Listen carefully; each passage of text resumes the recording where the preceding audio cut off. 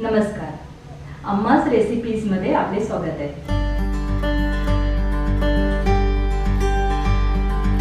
आपण आज साबुदाण्याची खिचडी बनवणार आहोत। तर त्याच्यासाठी 2 ते 3 तास आधी साबुदाणे भिजवत घालावे लागतात। त्याच्यासाठी आपण त्यात पाणी घालणार आहोत।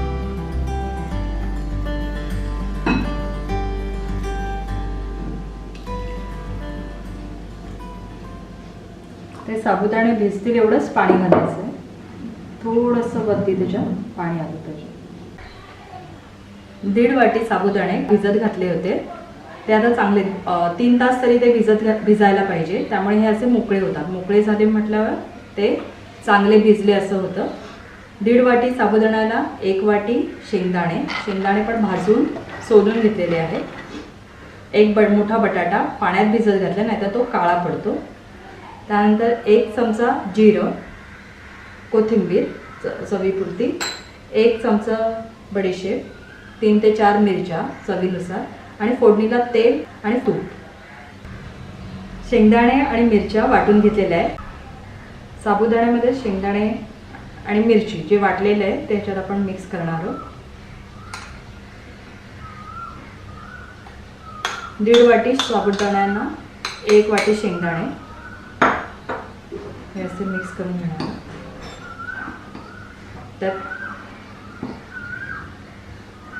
चवीला साखर आणि मीठ, चवीपुरतं मीठ घालणार आहोत।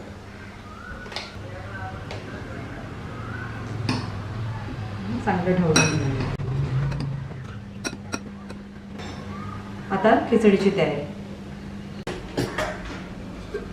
मी यात 1 चमचा तूप आणि 1 चमचा तेल,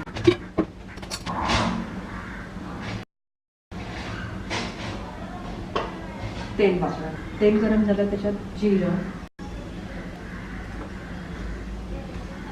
बडीशेप,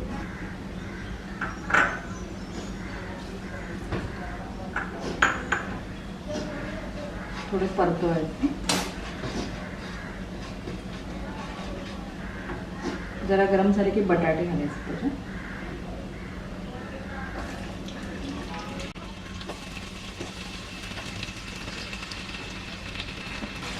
गॅस जरा मोठा, झाकण ठेवायचं। 5 ते 7 मिनिटं शिजू द्यायचं। थोड्या वेळाने परत झाकण उघडून बघायचं की शिजलंय की नाही ते। 5 मिनिटं झाली आहेत, आता उघडून बघूया शिजले का बटाटे। बटाटे शिजले आहेत। आता साबुदाणा मिक्स केलं।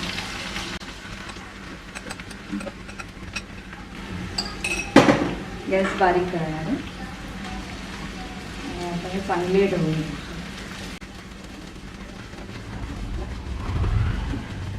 तूप आणि तेल घातल्यामुळे, दोन्ही घातल्यामुळे ते चिकट होत नाही। तेलकट नाही तर ते साबुदाणे होतात थंड झाल्यावर, तर ते होणार नाही।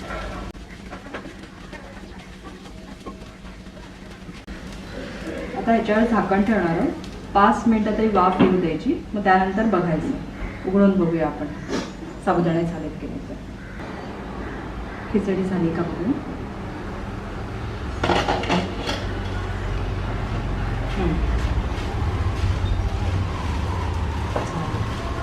खिचडी तयार झाली, आता खायला घ्या। खिचडी बनवून तयार आहे। त्याच्यावरती थोडीशी कोथिंबीर द्यायची। या व्हिडिओला लाईक करा, शेअर करा, कमेंट करा आणि अम्मास रेसिपीजला सबस्क्राईब करा।